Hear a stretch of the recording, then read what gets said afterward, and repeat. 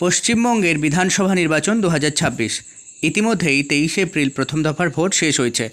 29 April দ্বিতীয় দফার vote. এই ভোটে একটা প্রধান যন্ত্র ইভিএম কাজ করে। ইভিএম কথার পুরো অর্থ হচ্ছে ইলেকট্রনিক ভোটিং মেশিন। ইভিএমের পুরো নাম ইলেকট্রনিক ভোটিং মেশিন। ইভিএম আবিষ্কার করেন 1908 সালে এমবি হানিফা।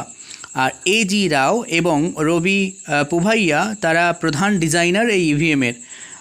ইভিএম প্রথম ব্যবহার করা হয় 1982 সালে কেরালার উত্তর পরাভুর বিধানসভার উপনির্বাচনে পরীক্ষামূলক ব্যবহার করা হয় ইভিএমের 1982 সালে।